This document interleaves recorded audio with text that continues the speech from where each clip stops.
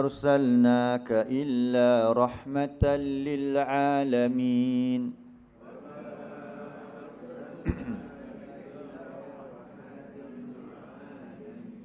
Dan tidaklah kami utuskan engkau wahai Muhammad, melainkan. Jadi kalau tidak lain itu menunjukkan pembatasan. Maksudnya tak lain tak bukan. Allah berikan, utuskan Nabi Muhammad itu rahmah. Rahmah ni kan, dah tentulah yang turunkan tu daripada nama Ar-Rahman Ar-Rahim. Sebab rahmah itu pemiliknya Zur-Rahmah, yang bernama Ar-Rahman dan Ar-Rahim. Jadi antara nikmat daripada nama Ar-Rahman ialah dengan menurunkan, mengutuskan Rasul. Rahmat. Kepada siapa? Kepada seluruh manusia, seluruh makhluk. Sebab tu kita kata Rahman tu kepada siapa tadi? Seluruh. Jadi pengutusan Rasul juga, nikmatnya akan didapati oleh siapa? Semua manusia. Besar nikmat ni. Okey, soalnya pula, siapa yang mensyukurinya? Kan kita kena bincang tentang rukun syukur. Betul tak kita bersyukur? Sebab ada orang tak bersyukur dapat nikmat tersebut. Dia tak kenal pun Al-Quran ni. Jadi dia jadikan Al-Quran ni suatu yang tak dipedulikan. Tapi nanti masa solat, Ar-Rahmanur Rahim, kita tak nak macam tu.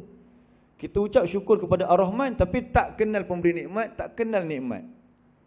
Sah solat? Sah lah kita kata solat dia. Tapi kita nak penghayatan tu. Betul tak aku bersyukur kepada Ar-Rahman? Takut jadi macam Allah kata dalam surah 25 ayat 30. Jadi manusia tu ada yang 25, 30.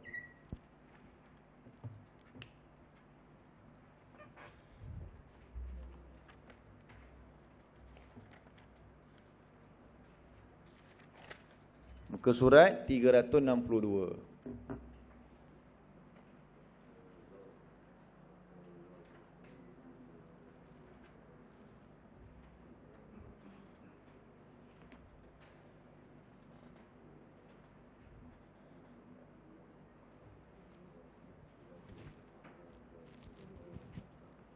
Muka surat 362.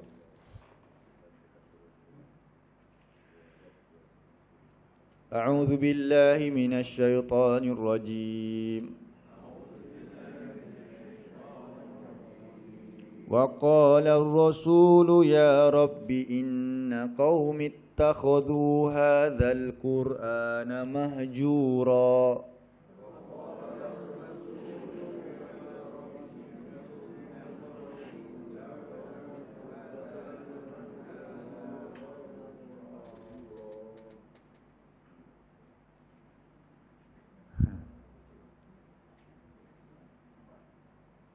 Belajar juga. Jadi Allah merakamkan keluhan Rasul. Rasul berkata, wahai Tuhanku, sesungguhnya kaumku telah menjadikan Al-Quran ini suatu yang tidak diacuhkan. Mahjura tu, perkataan mahjura, perasan tak? Mahjura tu, dia terjemah situ tak diacuhkan, tak dipedulikan. Al-Quran satu tak dipedulikan. Mahjura tu daripada perkataan hijrah. Ha, jim, ra, hijrah. Tinggal. Jadi, maksud hijrah, kita berada di tempat ini, maka kita tinggalkan. Kita ada Quran, lepas tu kita tinggalkan. Masa kecil, kita belajar Quran. Semua ibu bapa hantar anak-anak belajar Quran. Sebab tu, tahap dia sampai apa? Belum tumbuh gigi, dah pandai baca kitab. Kan, lagu kita kan. Sepatutnya, baguslah tu, belum tumbuh gigi dah pandai baca kitab. Supaya apa dia? Dah tumbuh gigi, pandai faham pula, pandai aman. Yang kita takut dia stop kat situ, dia tinggalkan. Dah mula pula tersibuk dengan urusan lain, Al-Quran ditinggalkan. Walaupun ini turun kepada Abu Jahal yang tak peduli pada Al-Quran dan sebagainya, peringatan kepada kita. Jangan jadi Al-Quran sesuatu yang ditinggalkan. Masa kecil kita nak sebelum PSR anak-anak kita khatam Quran, masuk sekolah menengah tak tahu Quran ke mana pun tak apa. Oh, bahaya. Jadi termasuk orang yang bersyukur tak kalau begitu? Tak. Sedangkan Allah bagi dia kelebihan. Allah bagi dia tools, pekakas untuk boleh belajar. Apa dia? Kita selalu tadabbur tentang pekakas ni. Ada 3 pekakas untuk belajar Allah bagi. Bukan pencil box, bukan kayu tu untuk buat pensel tu. Allah bagi penglihatan, pendengaran dan hati. Semua orang ada ni. Semua orang ada potensi untuk memahami. Dan Allah bagi hati. pendengaran, penglihatan dan hati. Tapi dalam surah Al-Mulk, dalam surah As-Sajdah, Allah kata qalilan ma tashkurun. Sikit sangat apa yang kamu syukuri. Kenapa? Allah bagi tapi tak dahulukan Al-Quran, tak belajar Al-Quran ini. Jadi bersyukur tak begitu? Tidak. Tengok dalam surah 32 Allah sebut.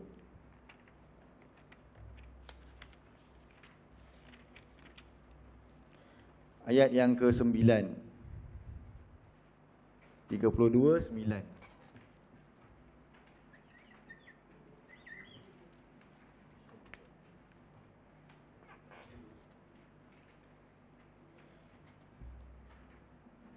Muka surat 415.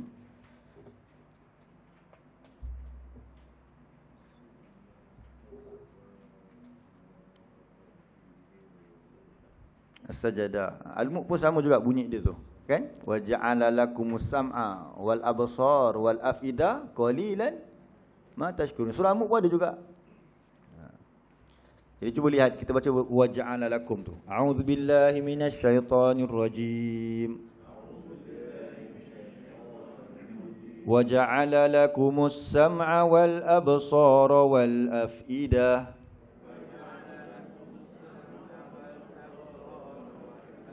qalilan ma tashkurun. Dan kami jadikan bagi kamu pendengaran. Apa tujuan dia? Untuk mendengar ayat-ayat Allah. Itu yang paling besar sekali. Sebab Al-Quran inilah ahsanul hadis. Allah sebutkan Al-Quran inilah ahsanul hadis. Perkataan, bicara yang ahsan, yang terbaik. Tapi kalau kita dahulukan yang terbaik ini, maka apa yang boleh masuk selain daripada Al-Quran. Sebab tu apa yang kita dengar tu penting. Dia terngiang-ngiang kan. Masuk Maidin ke, dia pasang pula lagu raya memang terngiang-ngiang. Dalam kereta masih lagi terngiang-ngiang lagu raya tu. Ingatkan buka radio tak buka pun. Sebab pendengaran memang macam tu sifat dia. Jadi kalau ayat Quran yang sentiasa didengarkan dalam keadaan dia mengerti, Masya Allah, memberi kesan pada jiwa dia. As-sam'a wal absar, dan penglihatan-penglihatan. Hari ini kita dapat mengkaji, melihat kebesaran Allah, langit dan bumi yang luas ini. Masya Allah. Tetapi sayangnya hanya sekadar melihat. Wal afidah, dan hati nurani ni. Tujuan dia untuk apa? Hati untuk memahami ayat-ayat Al-Quran, untuk menjiwai, untuk diimani apa yang kita baca tu. Tapi kata Allah, qalilan ma tashkurun. Apa dia? Sikit nah yang di kalangan kamu yang bersyukur. Jadi tak bersyukur maksudnya apa? Inilah Allah bagi Quran kan subjek untuk kita pelajari. So tanda syukur kita belajar. Tapi kata Nabi tadi, kaumku jadikan Al-Quran ini satu yang tidak diacuhkan, yang ditinggalkan. Dalam silibus kadang-kadang kita tak letak. Dalam kehidupan silibus harian kita, kehidupan kita sendiri, satu hari berapa dengan Quran yang kita dekati. Kalau kita baca, bagaimana pula dengan orang terdekat dengan kita? Ingatkan ke mereka tentang Al-Quran. Barulah Ar-Rahman yang kita ucap dalam surah Fatihah ketika itu betul-betul keluar daripada hati yang bersyukur. Jadi ada orang yang Allah sebutkan 25, 30 dan 32:9. So siapa yang terima Al-Quran dan pengetusan? Saya salah dia tu. Cikgu bahasa Melayu tolong bagi tahu. Okey, seterusnya ada satu lagi manusia tapi dia terima Al-Quran dengan nikmat yang besar. Dan dia merasai inilah kurniaan yang terbesar Allah bagi. Tengok surah surah 3. Surah 3 ayat yang ke 164.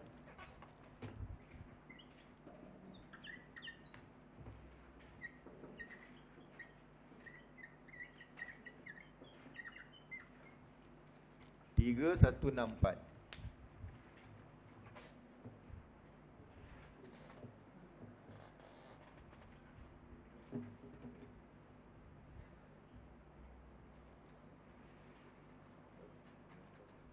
Muka surat 71.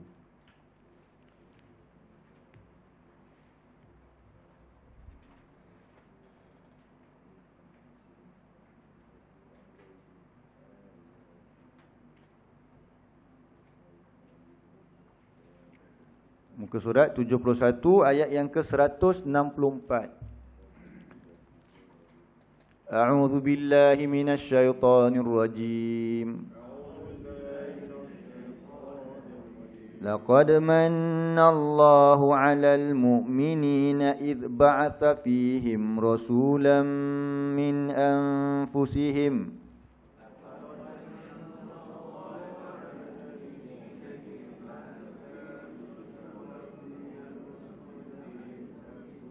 yatlu 'alaihim ayatihi wa yuzakkihim wa yu'allimuhumul kitaba wal hikmah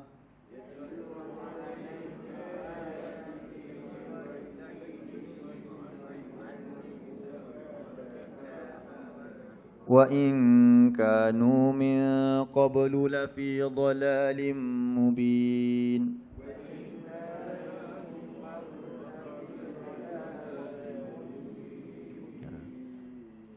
Jadi laqad manna, demi sesungguhnya Allah telah mengurniakan nikmat, Allah telah menganugerahkan, Allah telah memberikan kurniaan yang besar, tu maksud manna tu.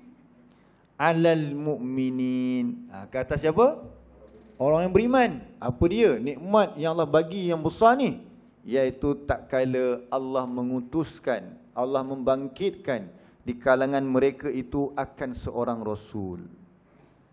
Jadi yang merasai nikmat ni siapa? Mukmin. Orang yang mukmin. Sebab tu nanti kita akan bincang dekat Ar-Rahim ni, Allah sayang kat siapa? Mukmin. Seorang yang mukmin yang bersyukur. Orang yang beriman, yang bersyukur. Jadi yang betul-betul merasai nikmat Al-Quran dan pengutusan Rasul inilah orang beriman. Jadi ada sebagian manusia dia tak pedulikan. Jadi apa yang Rasul tu buat? Yatlu alaihim ayatihi.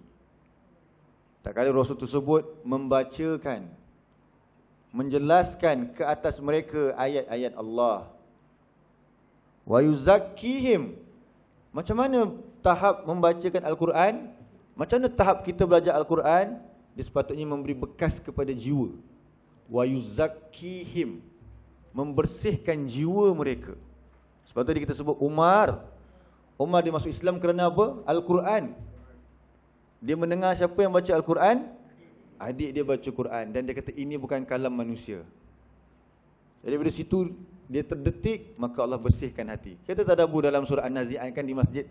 Sama je. Dulu Nabi Musa, Allah perintahkan Nabi Musa untuk apa? Izhab ila Fir'aun fa innahu tagha. Jumpalah kamu kepada Fir'aun sebab dia melampaui batas.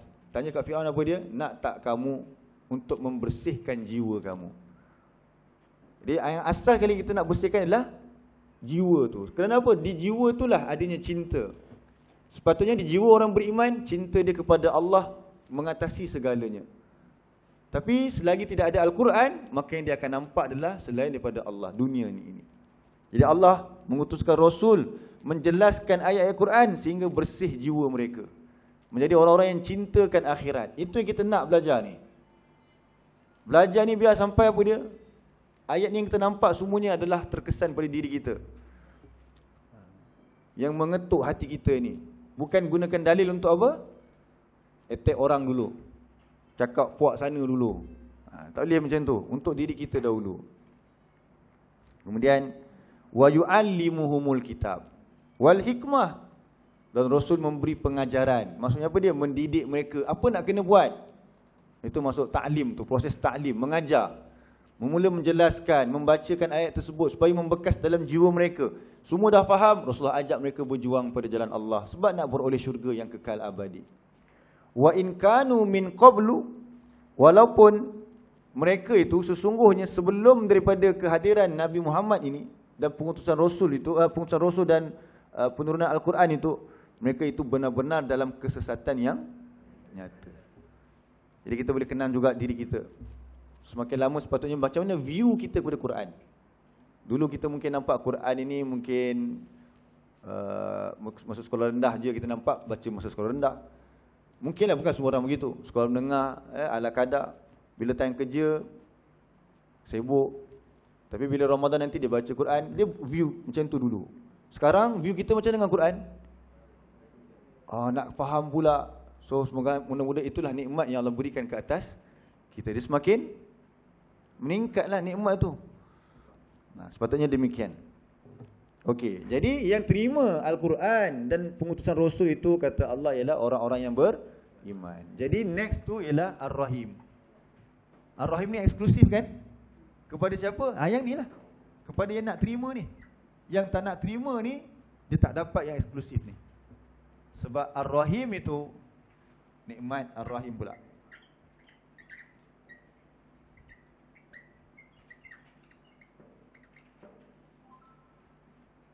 Allah bagikan kepada kita yang pertama sekali ialah taufik.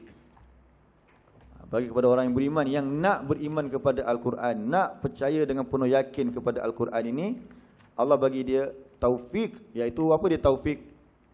Allah bimbing, Allah dorong dia untuk laksanakan. Sebab tu selalu kita sebut dalam kelas, wabillahi taufik, kita sebut.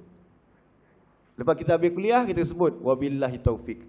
Maksudnya apa? Kita mengharapkan taufik. Dengar-dengar dah. Itu baru penjelasan. Kalau sekadar kita ambil pengetahuan tapi tak dilaksanakan, ada input tapi tak ada apa? Output.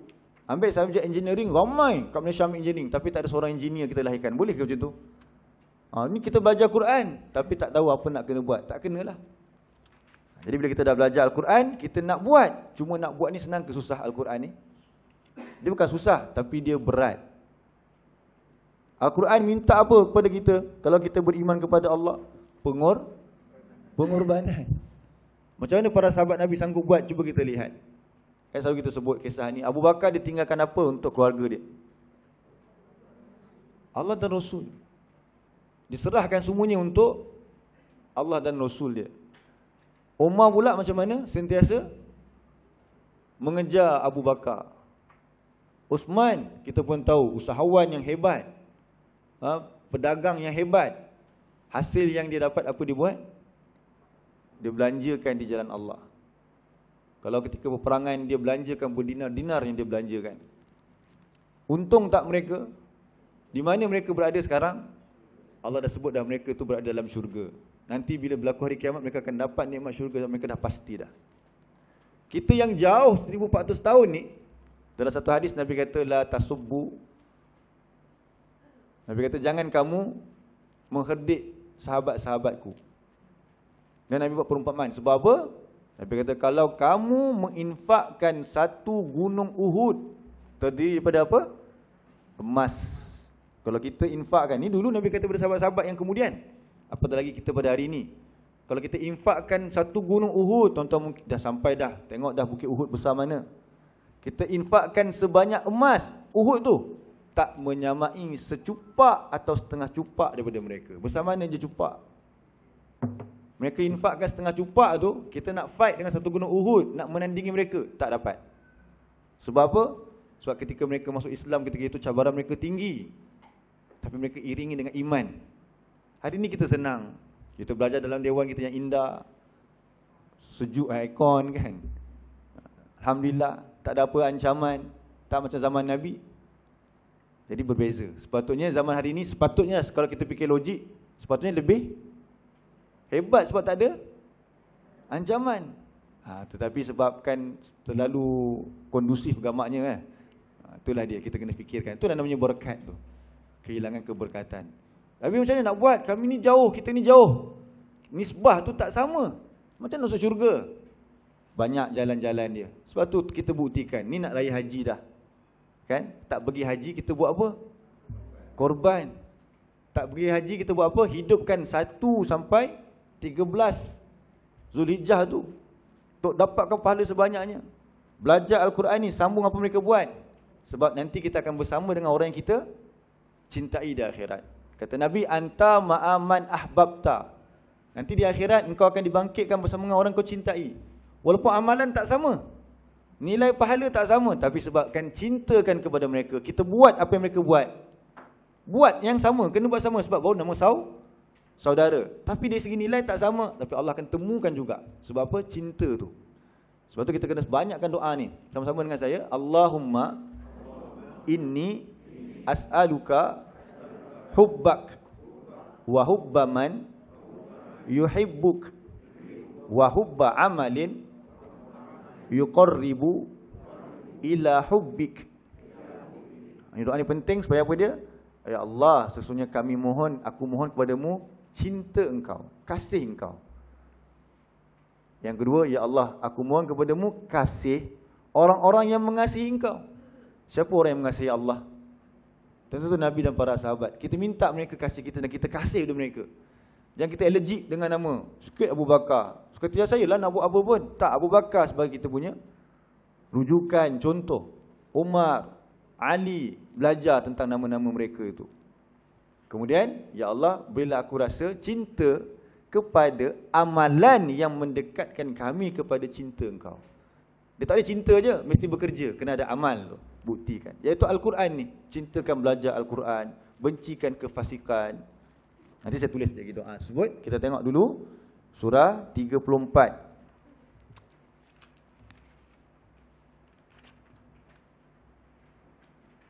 Ayat yang ke-43.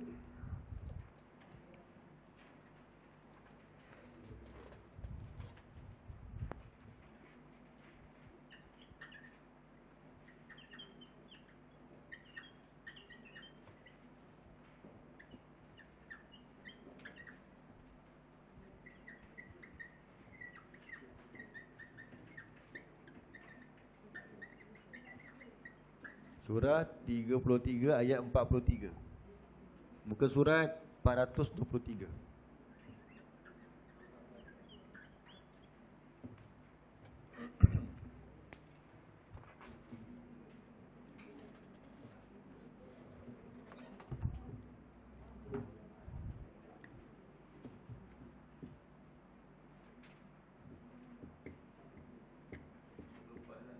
Ha? 33. Bukan, surat 33 ayat 43. Saya sebut salah tadi. Surat 33 ayat 43. Saya sebut? Bukan. Minta maaf. Surat 33 ayat 43. Yang tulis tu betul.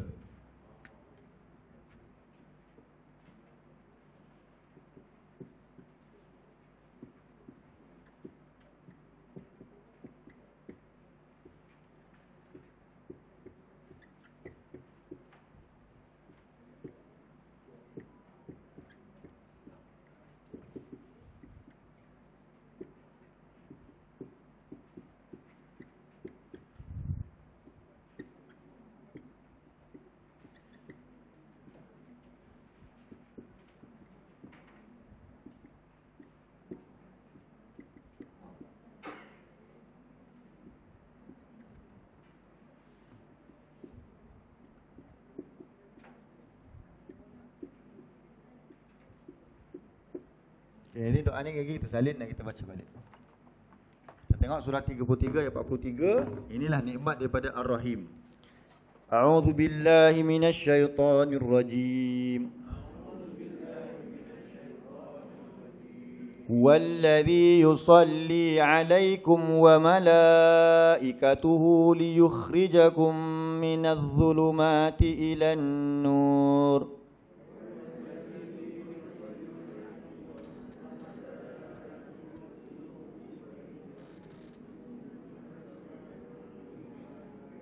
Wa kana bil mu'minina rahima.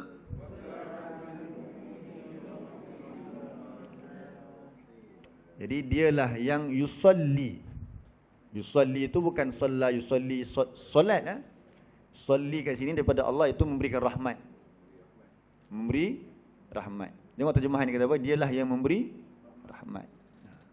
Dialah yang memberi rahmat ke atas kamu. Dan para malaikat juga memohonkan untuk kamu. Daripada malaikat pula keampunan. Jadi selawat kan daripada Allah rahmat. Daripada para malaikat mohon keampunan. Kan selalu kita baca innallaha wa malaikatahu yusalluna 'alan nabi kan. Sesungguhnya Allah dan para malaikat berselawat kata Nabi. Antara tafsiran Allah berselawat kata Nabi memberikan rahmat. Kalau malaikat memohon ampun atau memohonkan rahmat. Jadi liyukhrijakum. Macam mana Allah beri rahmat kepada kamu? Supaya ataupun untuk yukhrijakum, dia mengeluarkan kamu minaz zulumat. Allah bimbing. Liyukhrijakum minaz zulumat. Dia mengeluarkan, membebaskan kamu daripada kegelapan-kegelapan ilan nur, kepada cahaya. Jadi ni maksudnya apa? Allah bimbing, Allah keluarkan. Namanya taufik. Kita dah faham dah sekarang. Faham tak mesti buat lagi. Tapi bila kita mampu buat, kita dah nampak syurga macam mana, apa tuntutan daripada syurga yang Allah kehendaki daripada kita, maka Allah dorong untuk kita buat. Tu namanya apa? Taufik. Tu namanya taufik. Sebab tu kita minta tadi ni, amalan yang mendekatkan kepada cinta engkau. So doanya apa tadi? Kita baca balik. Allahumma inni as'aluka hubbak. Terjemahan dia apa? Ya Allah, sesungguhnya aku mohon kepada engkau kasih engkau. Okey. Wa hubba man yuhibbuk, dan kasih orang yang ia mengasihi engkau. Siapa yang mengasihi Allah? Nabi dan para sahabatnya. Wa hubba amalin yuqarribu ila hubbik. Dan aku mohon apa dia? Kasih. Hub ni kasih.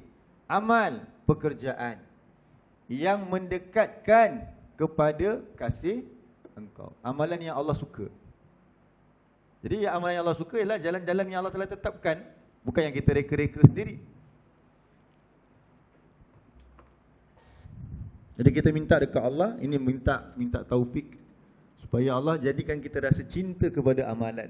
Suka bersedekah, suka infak, suka belajar Quran, suka nak mengajar orang, suka nak bantu orang.